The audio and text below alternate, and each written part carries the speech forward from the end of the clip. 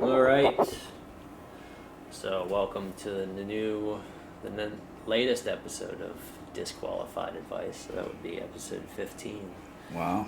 I'm here with Kurt Gainfort of 15 is something, man. Mirkwood. Yeah, it is.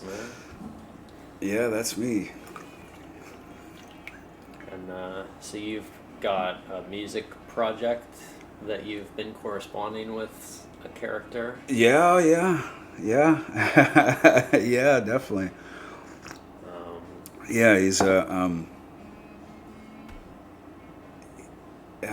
I'm not quite sure how to word it, but he's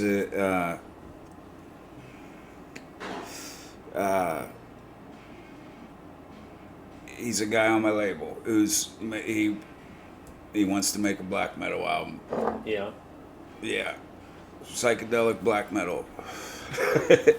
I guess. I mean, it's hard to know what to say. My wife's looking around the corner at me.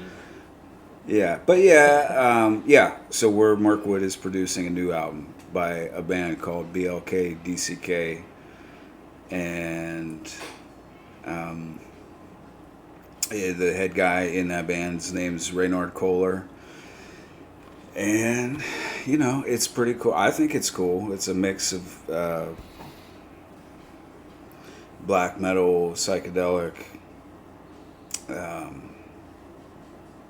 little bit of electronic stuff, a little bit of 1930s blues in there, too. Okay. Yeah, I was going to say folk, but you're right. It was more blues, what I heard. But there's not a lot of blues in it. It's just around the edges. Maybe one or two tracks here and there. Yeah. It's in there, but...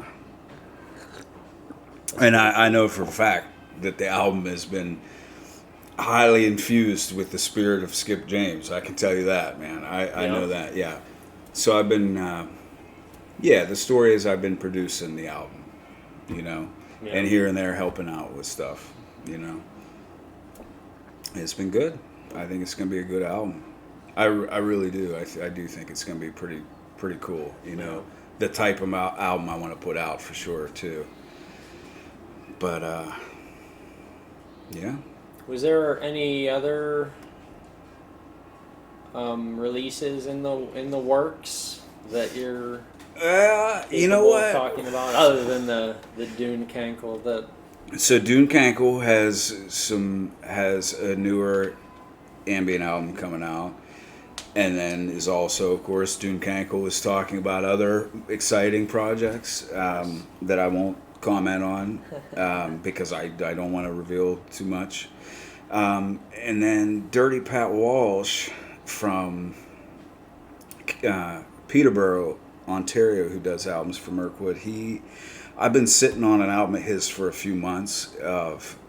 It's just like a cappella singing with harmonica, like super lo-fi, super raw as hell, But the thing is, I just put out a blues compilation with Dirty Pat Walsh and Bone Daddy. So it's just like, I just didn't want to get into like every record I was putting out was every damn blues. month is another blues album. I just didn't want people to think like Mirkwood was, because it's already happening, because we got some lo-fi blues. People think that like Mirkwood is a lo-fi blues label, and it totally isn't, of course. Yeah. But so I wanted to try to, even though I'm anxious to get that harmonica album out, I didn't want to put too many kind of like-minded things out in a row, what I mean, for that reason. So I was hoping to get, I was super close with putting together a deal with a punk band from St. Petersburg, Russia, contacted me about putting out a record and starting to work together, and they were awesome. It was like, did I tell you about this? It's like crust punk. It was like psychedelic, and you know what? Psychedelic is a big part of always what I'm looking for. Yeah. You know what I mean? And like traditional strands of music, but weird. Now, was that always an influence of yours? Because I didn't catch wind of that until towards the end of Surrounded by Mice, when you started talking to me about the Raja Yoga and the that Love album and Yeah. the Grateful Dead and stuff. Like I had no idea that was. I mean, I guess I should have known from the sound of Surrounded by Mice. Yeah. Like when you guys did jam out your songs, like Yeah. there was a heavy psychedelic influence Yeah. there.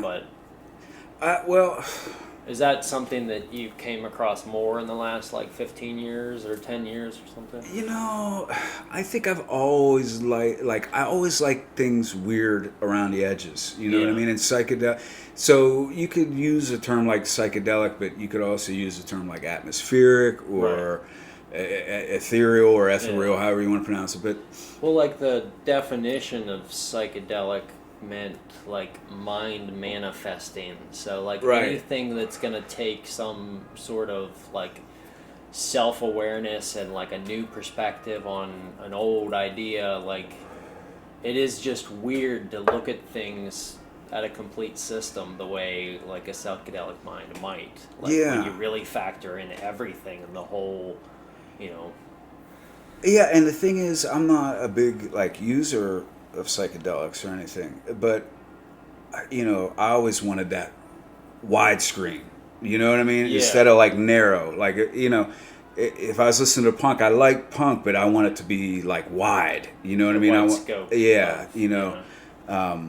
To have like other shit in it. You Right. know. So I've always like been into shit like that, but I think for a long time it was, for me at least, it was like kind of harder to find shit like that to listen to. You know. Yeah. And it's become way easier to find new shit in the last 10-ish years. So, I don't know. Yeah. It's like Surrounded by Mice. I think I told you, was always like what I wanted to do with that band. I mean, there's 3 people in that band, so It wasn't just you, but right. yeah. But my third of it was I always wanted it to be like Buzzcocks and Piper at the Gates of Dawn by Pink Floyd. Like that's the 2 things I wanted to do. And I think that's cool when you mix. Because, the problem with some psychedelic shit is it's like too psychedelic. Right. I mean, I don't have anything against shit that's way far out, but I also like it when that way far out shit is in more conventional shit. Right. You know what I'm saying? It's still unique, but it's still, it's palatable. It's easy to understand. Right. It's not too far out there that it's like just completely obtuse. Right, exactly. And you know what's it's like funny. Beefheart, like you can't just Beefheart's be a Beefheart little all day long. Exactly, right. I mean, like how and I know everybody in the world loves Captain Beefheart, and I do too. But like you said, are you really gonna sit around all day and are you gonna put on Trout Mask Replica when you're making fucking dinner with your wife? No, you're not. You know what I mean? I've had a big playlist on my phone, just playing stuff kind of like you are, but Soft Machine is on the list. Oh, that's good and shit. they pop up every now and then, That's and I good can shit. only really like get with Soft Machine like half the time when Right. it's on random. Because it's a lot. There's It's a lot to take in. Yeah. Henry Cow's another one kind of like that. That's just like fairly abrasive and like strange, and it's like jazzy psychedelic realm. But to me, they're always. I like way far out shit, but at the same time, I like a little anchor. Do you know what I mean? Right. I like one thing, and that's why Pink Floyd was so like interesting, because they did have those pop elements. right, with yeah, that. and they also had a real heavy rhythm thing going on. Like the drummer and the bass was always like a foundation going on with them, and then the guitar and the keyboards would usually provide the ambiance, the atmosphere, So. Yeah, and I guess in ways you could even call like Dirty Pat Walsh's blues album that he did on Mirkwood. In a way, you could almost call that psychedelic because, it's not classically psychedelic. It's not like Echo and all that shit, but it's way outside. It's taking a known thing and a solid thing, which is blues, and I think he kind of. He's real earthy though, but he is like beyond. He's going beyond the conventional medium he's working in. Yeah. Should I say this? He's taken a conventional medium and making it like colorful. Yeah. Do you know what I mean? So it's still the medium, but it's just more interesting, more colorful. You know, more. Yeah. You know, so I don't know. I mean, so Mirkwood, if anything, might be not a psychedelic record, or label, but everything on it is a little has that. You know what I mean? Like even Steve kind of has that kind of atmosphere. Yeah, everybody. I mean, and then just.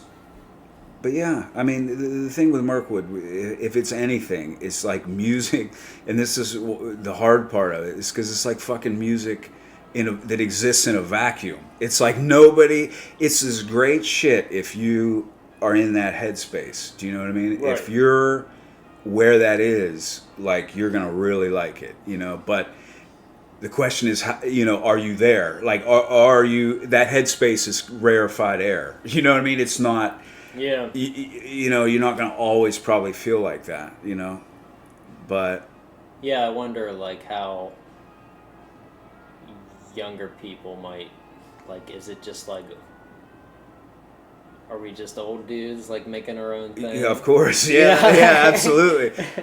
But I would be interested to know, I mean, and that's the other thing, too, lately about Mirkwood and about music and about everything. Like, this you know, and I was a little caught off guard when we first started talking, because it was like we had to shift from talking to interview talking, you know, and I was like having a hard time making that switch. But even the thing with like BLK DCK, which is coming out, I just have a feeling that album is going to be like fairly accessible to certain people. So I'm tempted to make like this really big push and to like pay some dudes to like try to market it and all that shit. Like make a really big push. But at the same time, I mean, I'm okay with that, but more and more I'm getting okay with the fact that like Mirkwood is for me, the people on it, and then like a small group of people. I'm more and more becoming like, I'm liking that because there's no unattained goal. There's no like thing that you're never going to get. Like, you know what I mean? Yeah. It's like, you know, geez, I really want this record to sell 100 copies or 500 copies or, you know. That's a lot of desire there. Yeah. You know, it's what I can tell you too, Dan. Expectation that I'm not at a want for desire. I can, you know, like I have a lot of ambition and drive and things. Yeah. Not so much time anymore, but you know, the thing is, in certain ways, with promote, you obviously have to promote your shit for anybody to even know it exists. Right. But at the same time, I think there is some kind of imaginary line there, where you cross over into the zone where the promotion just becomes like, it just becomes disconnected from something organic and fun. You know what I mean? And it just becomes this like, you know, desperate thing that you have to try to get this album out there, and you really got to like force people to listen to it and give, you know. Sounds like a lot of work to me that I wouldn't. I mean, it's a lot of work, yeah. And you know, obviously we're not making fucking any money, you know, but but yeah, I don't know. I'm proud of the shit. I like all of it, you know. But you know, if you know, in a lot of ways, if you're a human being on this planet, right? Like what the fuck did you do to even show that you were here, kind of? You know, like what did you do with your time? Yeah, you know what I mean? Yeah, when, like, at least with the stuff that I've been working on, like what I did the first album as Dune Cankle, right? And then this next one,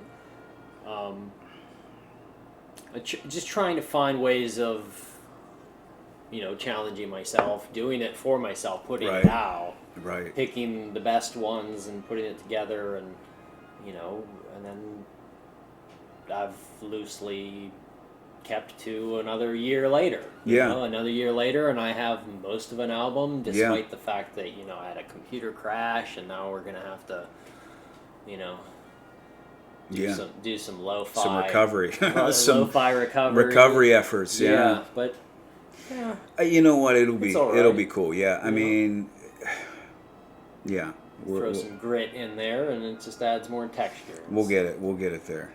You know, that's something else. I mean, this is a funny thing, right? So I was thinking the other day. So Mirkwood has put out 22 records. Okay. Yeah. Literally, dude, this is no bullshit. And maybe some people would go, well, no shit. You can like hear that, but literally, there's not one record on Mirkwood by how many people? Like, yeah, I mean, there's a lot of bands on Mirkwood. I mean, I'm trying to think, might be up to about 10 or something or so, but more than that actually. Now I think about it. But not a one of those fucking records cost any fucking money to make. Not a fucking one. Literally, I went through and checked. Not a fucking one, unless you spent some money on Dude Kanko album that I don't know about. But other than just accumulating gear, like right. I didn't buy anything specifically for it. Right. You know what I mean? Like, I got this little handy recorder, but that was more for the podcast than it was. Right. But now, like, occasionally I'll record loops on the Pro Tools, and then I'll get a room mic too to try and get the ambient sound as well, the reverb. But I really haven't figured out how to mix it well enough to be able to tell the difference. Right. But the bottom line, though, is Dude Kanko is not in the studio on studio time right now, you know? And, no, and any help that I got from, like, picking the brains of other friends that do recording, they kind of just, took it out of their time to listen. And, yeah. I mean, helped me out, gave me some ideas. And right. And, I mean... ultimately, it's still back up to me. Yeah. But, like, the artwork, right? No... Now, we have paid for some artwork lately, okay? Right. So, technically, I guess that counts as, spending money on an album, but... Yeah. Well, that was the one that, Jen Joyce. Yeah. The blues compilation, Broken Whispers of the Devil, the lo-fi... the title's so fucking long, I'm fucking it up. The lo-fi blues connection of Bone Daddy and Dirty Pat Walsh. Yeah. And that's a very awesome record. Like, I love that record. Very uncommercial. You know what I mean? No and one of the guys that reviewed it was just totally like, you can tell that they just said, fuck. Like, we don't give a fuck if someone's going to like it. You know what I mean? Right. It's a piece of art, And the guy didn't like the record, but he said the one thing you have to give him is like, you can tell this was done for art's sake with no concession to the audience. You know what I mean? And, but yeah, we paid a little bit for the artwork for that. And then the album before that came out on Mirkwood, which was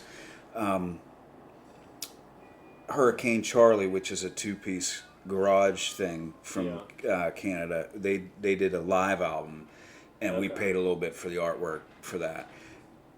And now, and to be even more frank here, BLK-DCK's album, we have invested. So we have invested capital into the art of that album. So but not the recording. Not the recording, and that's the thing is, I know for sure none of the other recordings on Mirkwood were ever paid for. It was always a friend that had a studio that would do it for free, or some dude on his phone, or you name it. Or when I was doing Stands and Lightning and shit like that, it was a Tascam 4-track. Like, and I think that's a fucked up thing today too. Now is when you say 4-track to some people, there's like all these perceptions of what a I think people go, yeah, I recorded on some 4-track, but they're talking about like half-inch tape. Yeah. 4-track. The 4-tracks used to be like a third of the size of this tape. Right. Right. Exactly. And where now, like, this thing can do 4 tracks. Yeah. It's a joke. Now 4 tracks is like. I don't know how to do it. Sneeze. I just downloaded the manual today. To see what the modes were,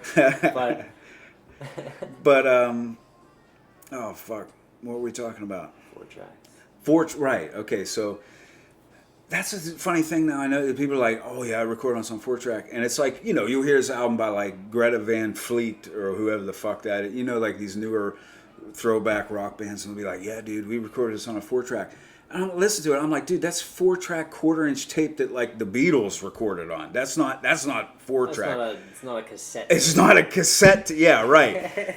4-track to me is a cassette tape. You know, like that's 4-track music to me. So when I say Stands and Lightning was recorded on a 4-track, and actually the first Surrounded by Mice EP is also recorded on a 4-track from like '96. We recorded it in like fucking 2009 for Christ's sake, and it's like 20. I mean, what is that like 20? I mean, it's like the technology was so, but you know, there again though. It was kind of stagnant for a while. It wasn't Mirkwood.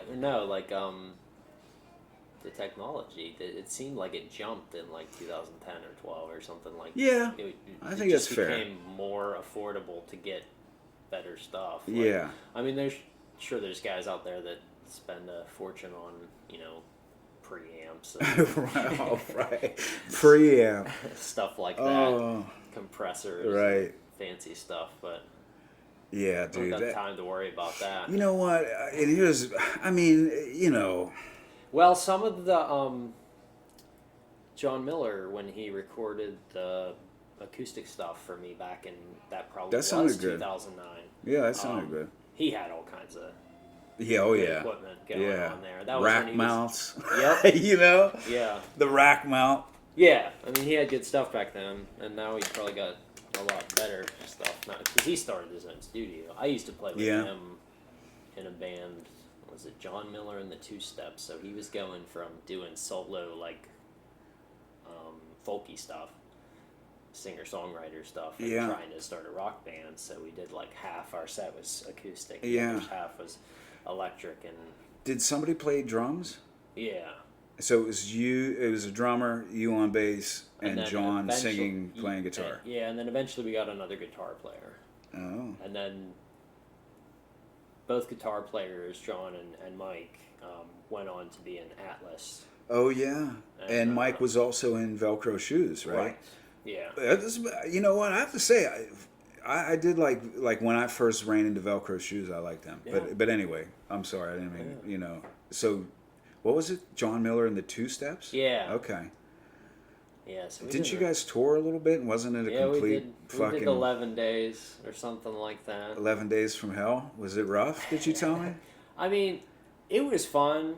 I was so out of it and depressed and just like I couldn't enjoy it for what it was. Now, John and I were in our mid-20s, and Mike was under 18 and couldn't come in. And Dave was, I think, maybe 18 or 19. So yeah, they couldn't. A lot of the shows were at bars, so it's like they couldn't hang out after we were done playing, and so they were kind of not too happy about the whole situation. And we were touring with another band. There was another band that came along with us, and they were supposed to set up shows during the tour too, but they didn't set anything up, so we just had to fill it in with what we could get, and it was mostly bars.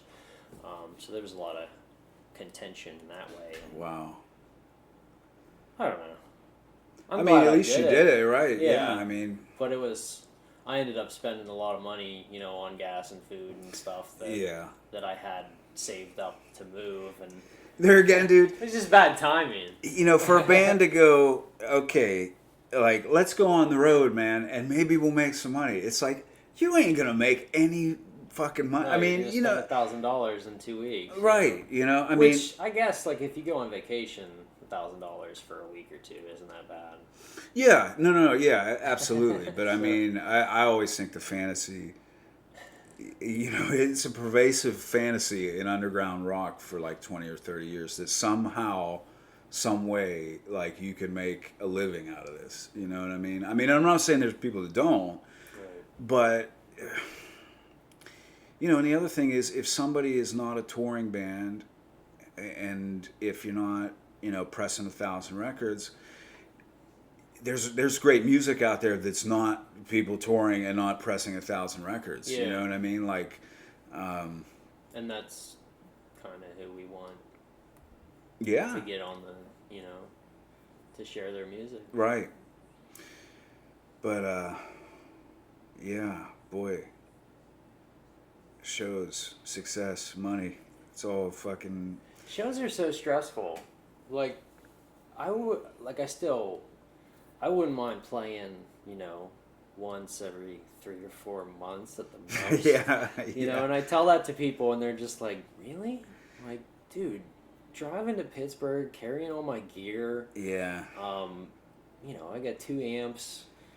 Especially for people who live so like out Latrobe, that far away. An hour from the city. Yeah. Yeah, because when I had to play shows out in all like Blairsville or wherever, and I was living in Penn Hills, it was like an hour drive, and it was total drag, for a really long night. Yeah, it's terrible. Because you get your stuff ready, you go, and dude, I used to get off work at like 11 o'clock, come home, throw the shit in the car, and drive an hour to Blairsville and be there by like midnight to play a show at like 12:30. You know what I mean? And then you're done with the show, and I don't drink, and I didn't then either, and so it's like night's over, man. But now you gotta. Oop! I hit the microphone. Now you gotta drive all the way back, load your shit, drive all the way back. Yeah. I mean, it's the agony and ecstasy though, because there's been like, and that was the blessing of Surrounded by Mice for me too. Was like we played like so many good shows, and I'm not even saying us or whatever were good. Although I did think as a live band we were pretty good, but like playing with Steve, you know what I mean, or I mean, how many shows did we play with Steve? And I always think about that even now, man. Like people don't know how awesome that band was, like when they were together, like. And I try to tell people together. It just, I mean, you complimented each other. It was just like family. Yeah. Like there was just something magical going on those couple years. There was. And then 2012, we got hit by a fucking meteor. Is kind of what it seemed like. Yeah, man. It was like that Husker Du song, album, everything falls apart. Everything it was like crumbling in everybody's hands. Everything went back. It was like because at that time Mirkwood was so dependent on Surrounded by Mice and Steve. It was like Surrounded by Mice broke up, Steve breaks up, and then it's like, well, I mean, it just felt like everything evaporated. And I still say the fucked up thing is like, well, I don't know. I mean, to me, it just always seemed like it didn't have to do that. You know what I mean? Like, these were great bands that could have and should have maybe. I mean, but you never know. But yeah, well, the pressure took the fun out of it. Yeah. I mean, when I filled in for Ben after he left, how many shows did we play in like 4 months? Way too many. Yeah. It was fun, dude. The first, I mean, that was the best band I was ever part of. Yeah, that was fun. And you know what? Surrounded by Mice Mach 2, when you were in it, was like we were coming up with some decent shit too. Yeah. Like, and it was psychedelic and it was heavy, and the smartest thing we could have ever done was just said, look, me, you, and Ben start a new band, and just kind of because we had all this other. But I don't know. It was a hard time because just at that point too, I was so burned out from Surrounded by Mice. Like you said you couldn't hear. Oh, it's brutal. Your ears were all. That's true too, funky, man. Like you were tired of electric. Like you wanted to do acoustic stuff. I don't know. It seemed like there was probably a lot more going on with you at that time. Oh yeah, it was terrible. it literally. And you know what? I mean, not to like totally like turn this into like an Oprah interview, and be like, oh. But what I will say is, so there's an album I made in 2011, right? Kurt Gainfort solo acoustic album, right? And so that's around that time. That's in that zone. That's like Steve, Surrounded by Mice, all that, Mirkwood, Flying High and all this, and. Yeah, that was a terrible time, to speak to your point. And if you want to know how terrible it was, listen to that fucking album. Because like that is like really like I asked my wife, she listens to it, and I say, like, what's this sound like to you? And she, like, whatever. But, like, to me, it just sounds like the most depressing fucking shit, like, ever. You know what I mean? I mean, maybe it's just because, I did it in a depressing time. But to speak to your point, yeah, that was a bad emotional time, you know what I mean? But, so then, you have everything just disintegrates right around that time. Yeah. And for dumb reasons, but ultimately, and when stuff falls apart, even if it's not like, I mean, because it was like that group of friends fell apart along with the band, like everyone just moved back into their shells, and just like crawled into their caves and kind of disappeared. I mean, you're right. For 2 years at least, like it was 2 years before I started. Like we were trying to do stuff over at the Night Gallery, and that didn't last too long. But that was a lot of fun for the little bit of time we had there. See, I wish we would have had that venue up in the Mirkwood days. Yeah. That would have been a little better. But yeah, you know what? And here's the other thing too. I'm here going like, oh, for bullshit reasons, and should have never broke up. But the truth is, just things end when they end, and then you have, and it's illusion that we somehow are controlling these things. Yeah, the reason is organic. It's just what it is. What it is. Like you can't go through life asking why. Right. Because it happened. You move forward. Right. Just things shift, and you ain't got a goddamn thing to say about it most of the time. You know what I mean? It's like, seasons change without your permission, and I'm a big believer, too, that seasons change within a person without your permission, Oh, see, that was me. So that should have been a cardinal rule. Turn your ringtone down. My wife is texting me, coming home sometime. Do you want to do a quick pause? I'll grab a spicer here. Unpause there. Yeah. All right. We took a little mini break. Yes. Turned my ringer off. And I'm alerted the wife to the situation of the evening. Yeah, serious business going on, wife. Right. Hey, I mean, we did I'm plan. I'm just joking, but we did plan to go to a concert, which normally lasts into the evening. True. But and it's not been a good week, so that's why she's like, are you coming home? Oh, really? Did she need you to go home? No. Okay. It just it's one of those like I haven't seen you in 2 days, so it's. Got it. I was doing yoga in the park yesterday. Oh. It's the first Where time. at? St. Clair Park. Greensburg. Yeah. So it was pretty much the first time I did yoga in, I don't know how long, a month or two.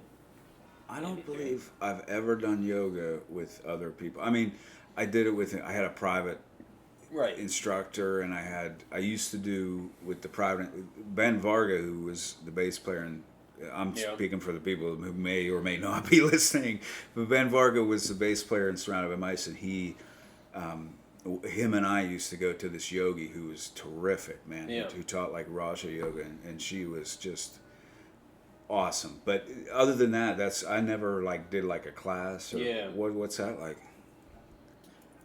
For me,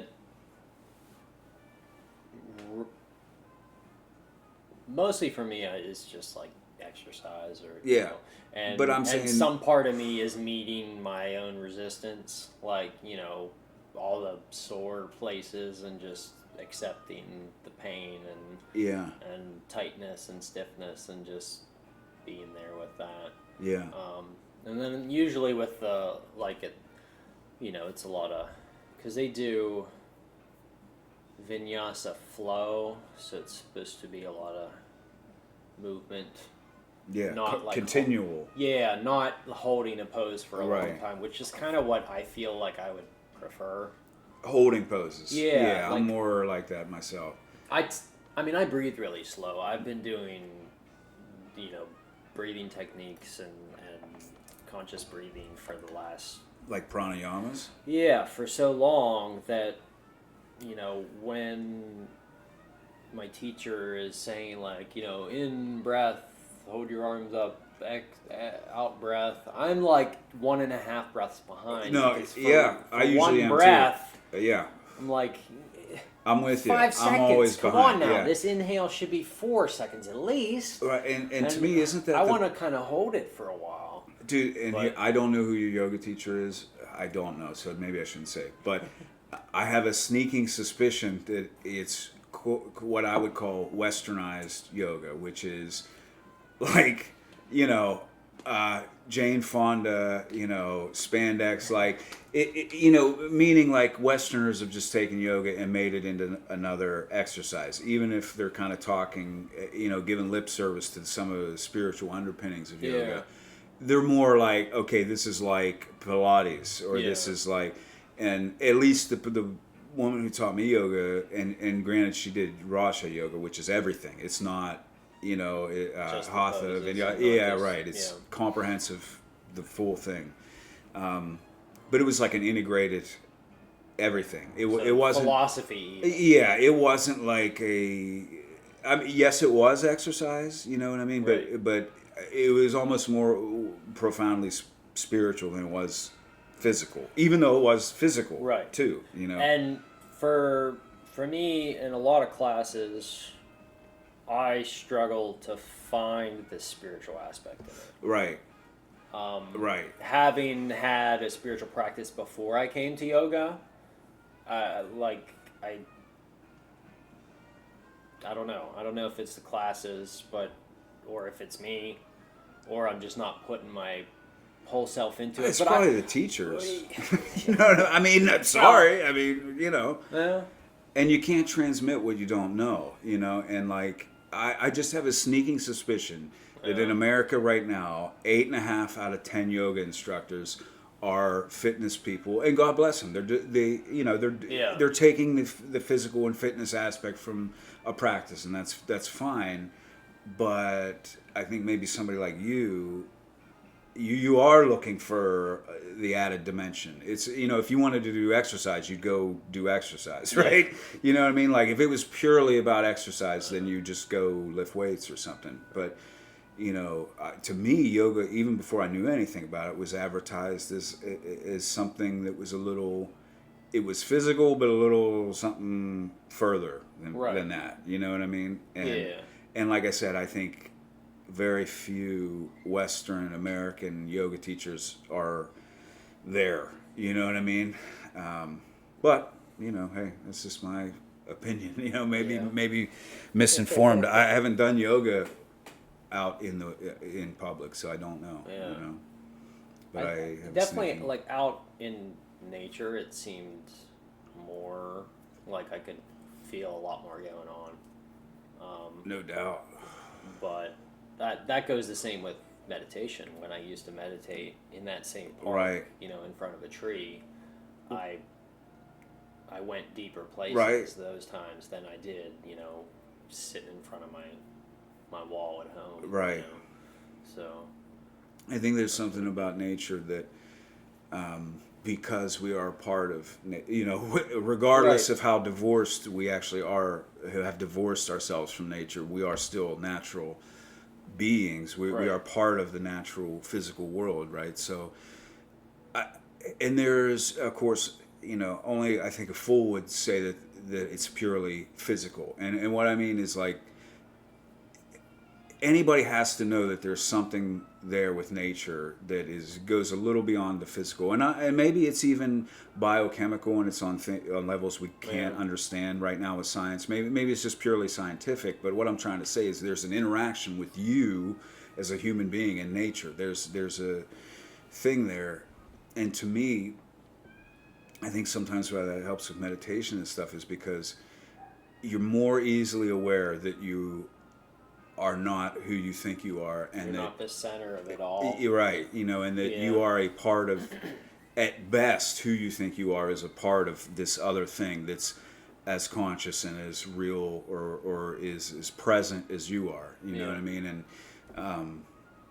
you know, I mean, when you say the whole goal of meditation is to transcend yourself, you know what I mean? In whatever way somebody would take that. I mean, I'd say, but then again, meditation's been completely westernized and stripped of its Right. spiritual underpinnings, and making it all It about takes clear your mind or something. it takes just as long for someone to hash through the baggage of what they think meditation is, Right.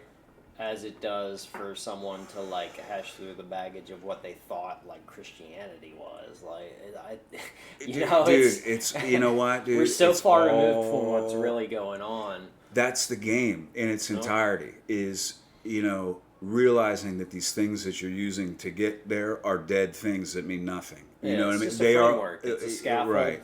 It's a scaffolding, and if you want to just build a hollow, like, a balloon with some like a paper mache thing, and call that a solid piece, Yeah. just because it blocks light, it's a solid piece. Like, I know that thing's hollow. Right. You can't just. You- You're not going to knock anything over with a big empty balloon. Yeah. I think You can see where there's not depth. dude, and When this is teachers talk about certain things. Like oh, sure. Like I said, But- you can't transmit what you don't have, and you Yeah. can't teach something you haven't experienced for yourself. And we're not talking about book knowledge. You know what I mean? We're talking Right. about maybe in part. It's like Nizar Gadada. Not to get too obscure here, but Nizar Gadada Maharaj said, knowledge is a beginning, but like you're done with it at a certain point. You know what I Yeah. mean? Like knowledge is only it's like a vehicle to get you to a place where knowledge will mean nothing. You know what I'm saying? Right, yeah, when you've read, like, I don't know how many books on the same subject someone can read before they realize, like, this is saying the same thing the last 5 did. Like, does that mean Right. they're all saying the same thing? Does that mean they're all just parodying each other? Like, when does it get deep? When it gets deep is when you remember those insights when you're, cutting, your dinner, or you're doing Right. dishes. Right. And They just happen. and it just pops. Right. And, it takes root at that point. Yeah. It's been interesting coming to terms with a lot of that and having it all stripped away from me. Like, that's what the last 2 years has been. Yeah. You know what? And Rebuilding. here's the thing. I have to. And you've been a pretty good, I don't know. I've experienced it. Right. You know what I mean? Yeah. I mean, and It makes sense that you've been a good person to talk to about it. Yeah, and I don't. Here's the thing. I don't mean to. I'm going to speak a little bit about my experience with this, and I don't know if it's completely comparable to your experience, but maybe, if I understand what you're saying, it's like there was a time where like all of my beliefs had to be destroyed. Do you know what I mean? Like, and you may be thinking about something like Christian beliefs. Like I was raised Christian, and of course those beliefs had to be destroyed. Yeah. That would be pretty obvious, right? And most times people do that consciously. They go, I don't like this way of thinking, and I'm not thinking that way anymore. But I'm talking about something maybe perhaps a little bit more profound, where all your thoughts about who you are and about reality and about your present situation just absolutely crumble to dust right in your hands. You know what I mean? And that's a terrifying time, but that is also like the best time. And it's hard to know that when you're in it, but like when your world and your sense of who you are and the sense of how you understand the world is completely obliterated, it's ultimately good, Yeah. because truth is truth, and if something's false, it should be obliterated. You know what I mean? Like, Yeah. and that's, I know for me in my life that has been very difficult at times. And like I'm saying, what I'm talking about is about subtle beliefs. You know what I mean? Beliefs that you've never questioned. They're totally innate thoughts that just you've never even, they're quote who you are. You know what I mean? Yeah. And when those thought constructs like are destroyed, you may think that like your life is over or something, and it is. That life is over. Right. And now there's a new life that will grow out of that. You know what I mean? Yeah, when you have everything else disappear, then that's potential. Yeah. That's the negativity that gets taken over by something else. Like negative meaning like feminine, like the actual... Like yang energy, right. And it's even like, and you spoke about these traditions that are in every culture and things like that. I mean, to me, it's the oldest spiritual story in the book is, if you look at Christ, you look at the Phoenix, you look at Mithra, you look at really anything, any spiritual underpinnings. The one thing I see now is it's all about death and rebirth, right? Which sounds like simple and it sounds like it's tied to nature and like old hat, but like if you have experienced that, you will know that's like why you're here or something. You know what I mean? Like your job is to go as far as you can with something and to burn out and die, and that version of you is finished, and you will be born in a way again into this new person, this new being, you know what I mean? And that being will eventually burn out and crumble and a new one will come up, and we're talking about the inner man, you know what I mean, throughout your life. You're obviously not talking about the man, right. The physical man. We're talking about the inner man. But to me, that's life itself. That's what we're all doing, and I think some people hold on to that carcass for a really long time. We're all experiencing this, by the way. Right. You know what I mean? Yeah. And some of us try to hold on to that carcass that we are. We don't want to die, But when you die... Well, yeah, you have to be adaptive. You have to go with what's going on now, so you can't hold on to everything. Right, exactly. You can't be too brittle. Yeah. At that point. I mean, my thing is you are going to get brittle. This version of me that is talking to you right now will someday will decay and become, the spirit will want to leave that version of myself, and that version of myself will die. Maybe painfully, maybe, and we're talking emotionally painfully and perceptionally painfully. But that version of me will die eventually. It might be 2 years, it might be 20 years, it might happen at the end of my life. I don't know. Yeah. But it's gonna happen, because it just keeps happening. That's what this reality is, and not just in my theory or something, but in my experience. Yeah. And in Hinduism, cycles of death and rebirth and all this. It's all the same, and all the dogmatic explanations for it mean nothing. You know what I mean? Like, I would say, they are meaningless. Well, yeah, because that's not the practical knowledge. Right. That's really just like, those are like the myth stories, like in the Bible. Like, they had symbolisms, but it's like, it doesn't tell you how to live your life. Right. That's not the part that's easily put to use. But when the parts that you put to use, that you actually do it, then you might have experiences that mirror the other things, and then that adds more depth to the stories. But the stories themselves are understood posthumously. You know what I mean? Like, right. Like, you don't know it. You can read it 10 times, but until you know it, then you're not going to see it in the words. Yep. It's just like you got a gazillion, billion, trillion Christians who think that the death, even from a Christian perspective, even looking at it from like a visceral, spiritual perspective of Christianity, they think that their faith is about a guy who died and rose again, but they don't realize that they are the ones that should be dying and rising again. Right. Constantly. They are being crucified every time they can't accept their own limitations and their own life and suffering as it is. Right. You have to accept your suffering to be freed from it. Yeah. You have to die. Yeah. You have to atrophy and die. Your perceptions, your understandings.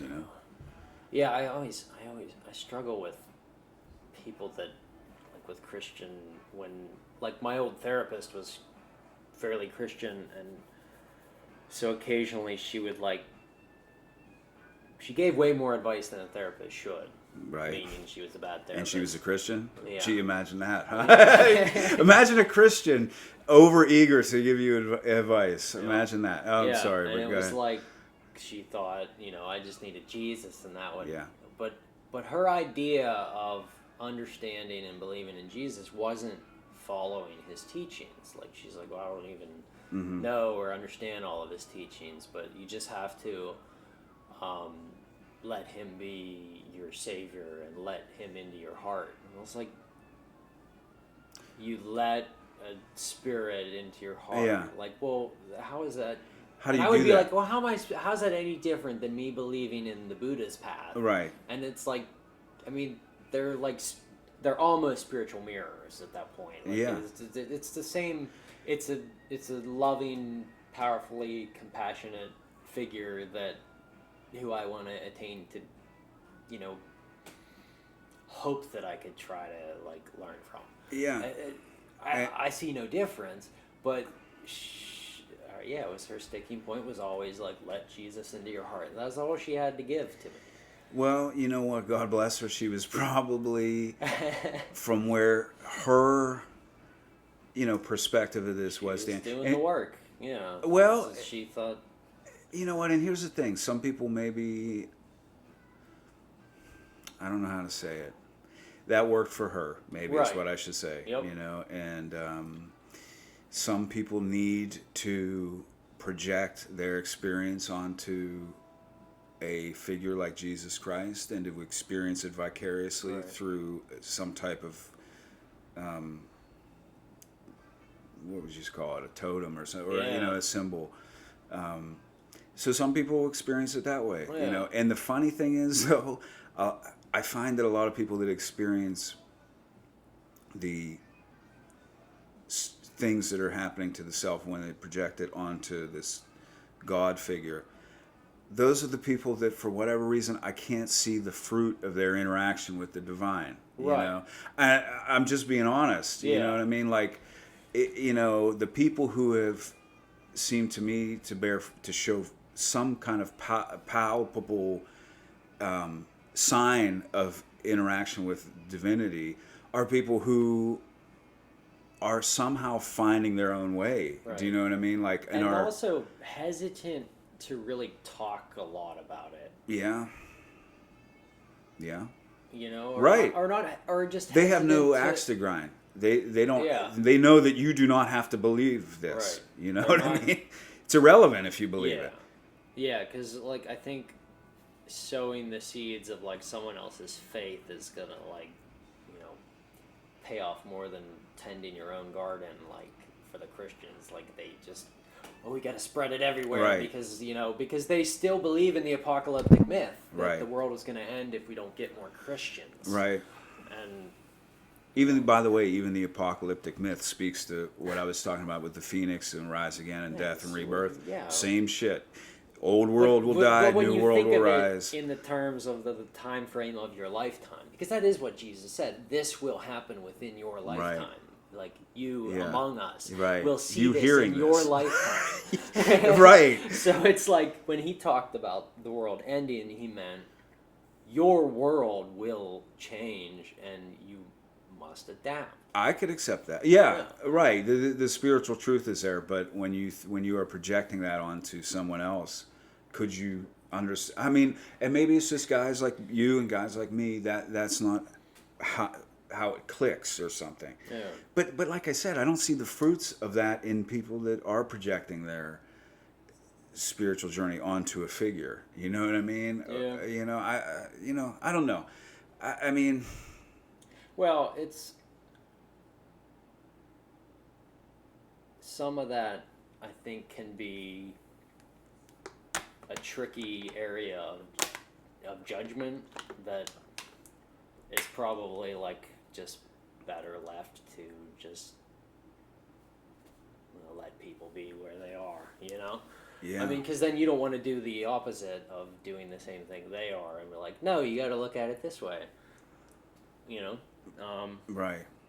But it's no one can push you into a spiritual where you got to go spiritually. No, Like you have no to one look can into it yourself. yeah, I mean, yeah, I mean, and here's the other thing: the arrogance and absurdity that someone thinks they know where you should go spiritually. Because if you've ever been there for real, you know that There's no way you can transmit it right without you the full experience. well, and not only that, it is so individualized. Right. It's you if you look at your own story and you go, my God, this thing happened, that thing, and that's how I got here. It's every moment. Every is different. right, every person's thing. You know, I don't know if I'm really hitting the nail on the head here, but the experience is so specific to who you are that it's going to be different for everybody because people were different, you know what I mean? And in different places and moving in different directions at different speeds, thinking different things, you know. And there's a specificity that like some people try to fixate on where they're like, oh, well, this is the best way to, you know, and that's a red flag to me. You know, you see it when you see people like, oh, you know, I prefer this one lineage of this type thing, you know, it's... Well, that's, you know what, and that's where Hinduism and Eastern stuff gets just as friggin' goofy as Christianity. I mean, but truly, if you do follow something to a T, at least then you've really breathed life into something rather than just dabbling little crumbs off of each cake. Yeah. You know, to me, they all seem like dead things, you know, and yeah. I don't know how to word it. It's just like, you know, I don't think a person, and you know, here again, I'm saying how individualized this experience is, and I'm taking my subjective experience and going, I don't know why everybody just you know, think like me or whatever, you know, but I guess in my experience, like the you know, and I said it was alluding to it earlier, but like the knowledge that gets you there is useless once you're there, and you can't become enamored with the medium. Do you dig what I'm saying? Like even as a guitar player, like I'm not into guitar. You know what I mean? I've played guitar for like 30 years, and I love guitar, and as you know, but it's just a way to get from point A to point B. You know, I'm more in love with getting to point B and point B than I am what got me there. Do you know what I'm saying? Yeah. So it's not the tools, and it's not the... Yeah, and all this spiritual, quote, knowledge is all it is a tool. And at the end of the day, it just got you somewhere. And now that you're there, it's useless. Yeah, and if you carry them all with you, then that's a heavy backpack to, you know, climb up the mountain with. Ramana Maharshi said, which, I don't know, maybe I should explain who that is a little bit. But Ramana Maharshi was an Indian sage, and I like love that guy to death. But... one of his things was he was like, you know, shit, now I'm totally making a mess of this. You know, the great Maharshi's words, because he was a good dude, man. But it was basically like his books, he never wrote shit, you know what I mean? It was like anything that is published works of his are questions that people asked him. Yeah. You know what I mean?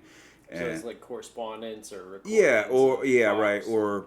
guys would write down, you know, a guy would come into question Ramana Maharshi, and somebody would write that interaction down, you know. But anyway, he was just talking about how, you know, a guy asked him a question about like learning and like the scriptures, like Hindu scriptures, and, you know, how much should I get into these scriptures? And basically his answer was like, you know, if you take a train to get somewhere and then you're there, like, you still have to step off the train. Yeah, and the train is gone. The train's irrelevant at that point. You're there, you know. Yeah. So his point was like just not to fall in love with learning, you know what I mean, and not to fall in love with all these beautiful Sanskrit words and the pomp and circumstance and all the window dressing of these philosophies, or even the philosophies themselves are just something that's taking you somewhere. Do you know what I mean? Yeah. Like, where you're going to arrive will have nothing to do, ultimately, with that philosophy. You know what I mean? It'll just be a dead thing that got you there, you know? Right. And Ramana Maharshi said, too, like,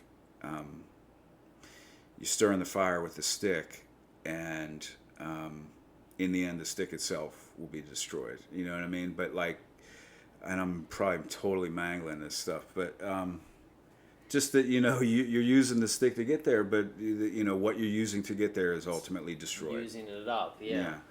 Well, yeah, it's like a candle. So you can never fall in love with that. You know what I mean? You can never fall in love with what got you there. You know, Right. you have to fall in love with there. You know what I mean? Well, yeah, I mean, like, that transitional, you know, I think it would be kind of hard to, like, really see the love and value in every, like, bit of grief and suffering you have, but that's, like, part of accepting it is recognizing that the suffering isn't that far removed when from something else in those moments, when you've conquered the mind with discipline and maintained those levels. Maybe it's like jazz, Dan. You know, like jazz guys like Coltrane and Miles Davis were improvisers. You know what I mean? Like they would like literally get up and they knew what key they'd be in and shit, and they knew a couple changes would be here and there, but they would just go. And but guys like that behind the scenes, they like practiced 8 fucking hours a day to get to the point to where they could step on a stage in front of thousands of people and be that good improvisationally. That sounds like, you know? Zen to me, where those guys were so disciplined from sitting and staring at a wall like 7 or 8 hours a day and maintaining, you know, just focusing on their breath, that, you know, given any circumstance, they would react spontaneously and not stuck in their head. Right. You know, and they would try to, one of the things you would notice with prolonged practice of meditation is that your center of your being would be lower. It wouldn't be like just right behind your eyes, but you would be sort of like aware of your gut and down below your Got to get it below the belt. The heart. Got to get it below the belt, man. Yep. Yeah. No doubt. Yeah. There's another thing, you know, as humans, we're all up here. You know, we're all neck up. You know, shallow breathing, analytical, you know, acidic shit. Yeah, and you got to remember to bring it back to, you know, we're more than from the neck up. Yeah. You know, we got a lot of other stuff there too, you know. But yeah, like I see people that I work with where they get like flustered. Well, there's one kid in particular who is just, he has a hard time of everything. Like he's 25 and he's just, I don't know. Having a hard time. He's not all there. Okay. You know? Yeah. And he just struggles with everything, and he's just like, he just wants so much sympathy. Yeah. And I'm just like, dude, take a breath. Like, it's just Big Lots. Like, it's not, I mean, if you need to go to the bathroom, ask and I'll let you go. Like, because he'll be like, I think I'm going to throw up. I'm like, well, go to the bathroom. He's like, but nobody cares. I'm like, you're right, nobody does, but I'll let you go to the bathroom. You know, it's not poor life guy. or death. Yeah. But I mean, you know, I mean, it just makes you wonder, like, what would get him out of that? Out of that space? Yeah. That version of him has to die. Right. You know, like he has to realize that those thoughts he has about himself are and the crap. Fear of experience, you know, the fear of emotion and the fear of sensation and, like, you know, your heart pounding and nausea and all these things that, you know, having to rise to the occasion of a little bit of, you know, work. Yeah. You know. Yeah. Like, and it's okay to, I mean, the other thing too is just just have the feelings, you know what I mean? Right. Don't react, have them, you know what I mean? Let them happen. Yeah. But you know what, dude? In our society, so many kids are raised without support. Yeah. You know, so many kids are raised without fathers around. And, you know, fathers are support guys. You know what I mean? Or if a father's doing a fatherly job of being a father, if nothing else, he should offer a little bit of support for his children. Like, that's a father's function, is to help a child get to experience those tough things, but to say you're okay, you have the feelings, experience it, Yeah. and you're okay, dude, and it's everybody feels this way, you know what I'm saying? Just and when you were telling me about this kid, that's what I'm thinking. I'm thinking, God damn, this kid needs like support. Yeah. You know what I mean? Like, I know he's 25, and it's like, what the fuck? But he's a human being. He probably got no fucking support, and not that that's an excuse to keep on living like that. But that's maybe why he can't see that he lives like that, you know? But, I don't know, is that getting serious? Is that... No, okay. I gotta go to the animal shelter tomorrow sometime. She's just reminding me that. Oh, okay. How much fucking tape do we got here, man? Go. I mean, I'm not at a shortage for words, but I'm just saying, like... About an hour. Battery's probably getting low. So. Okay. I mean, I'm in no hurry or anything. I'm just saying... I don't know. Can we recover after our foray into?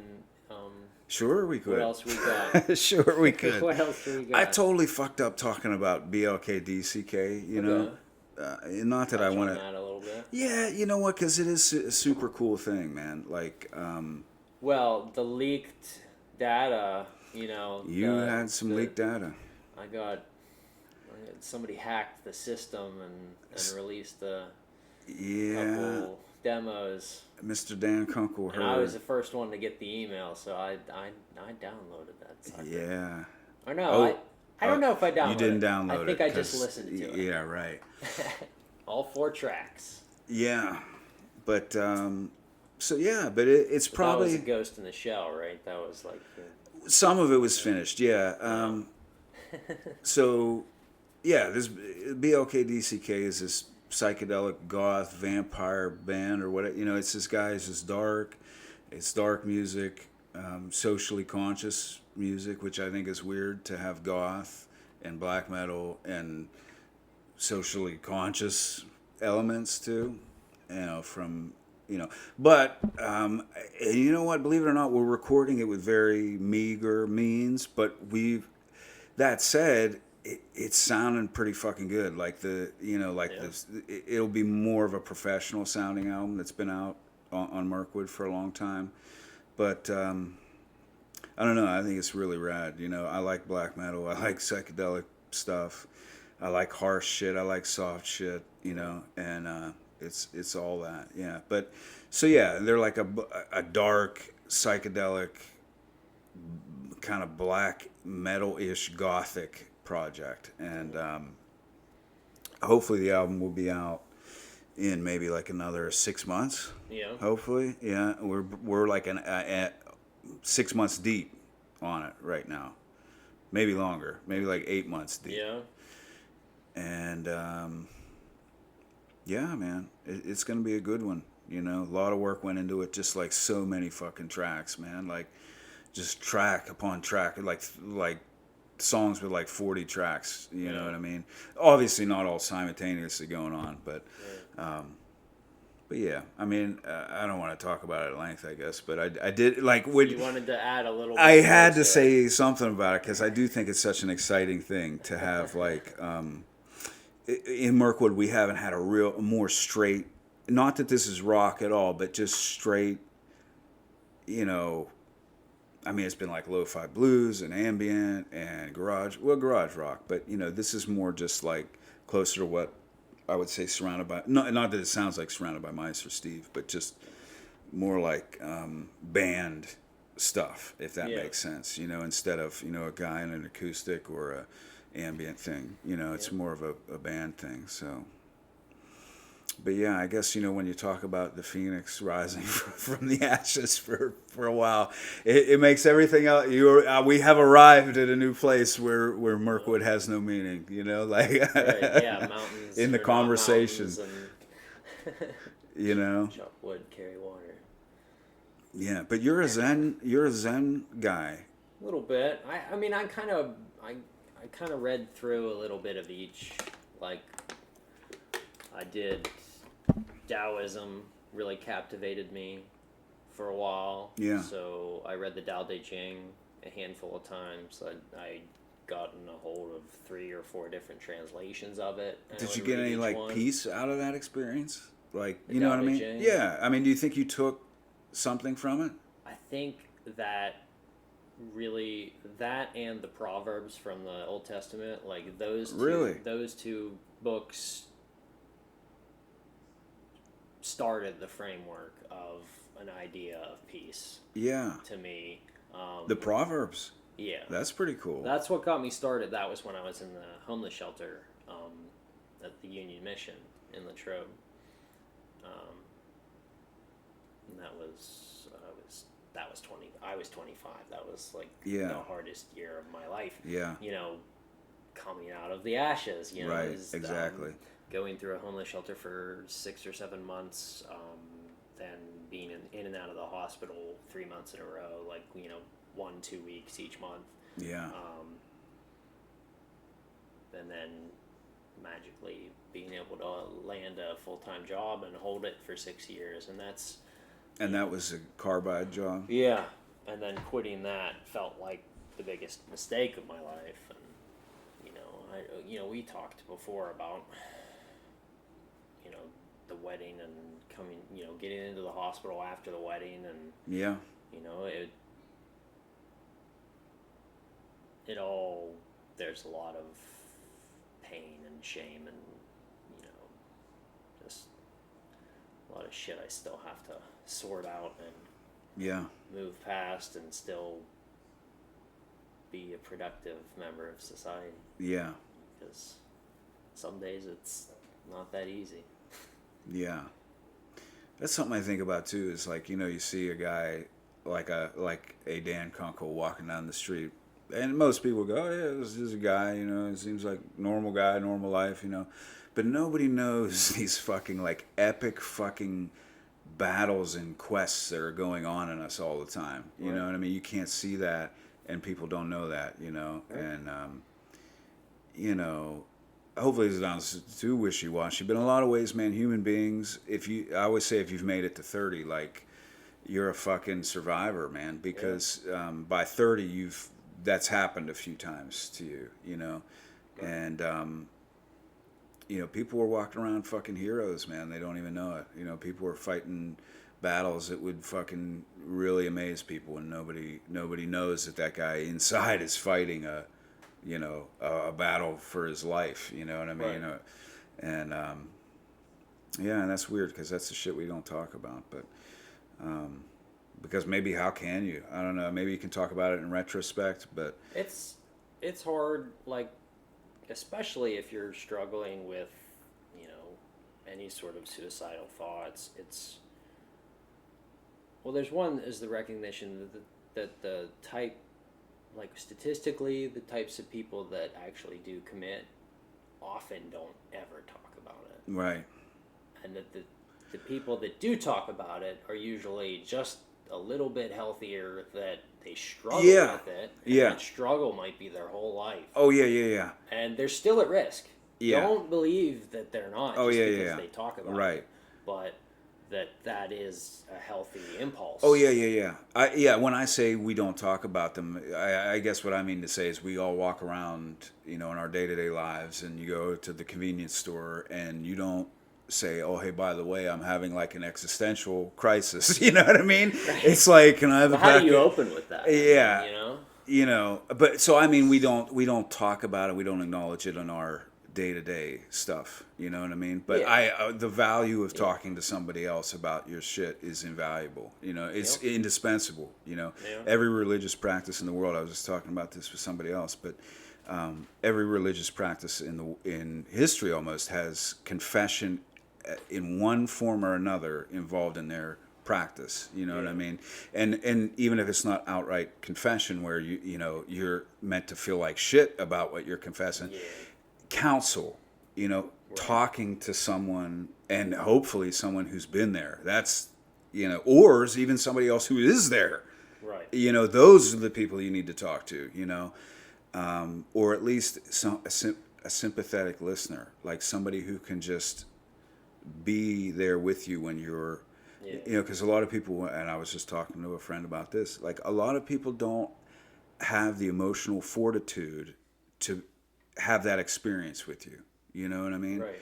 Like Yeah, and that's where it's like you create these barriers to really opening up about it, because it's like, if people can't handle it. how are they? Yeah, it's like, now is this gonna be like popping a balloon in the middle of the room? Right, Like, exactly.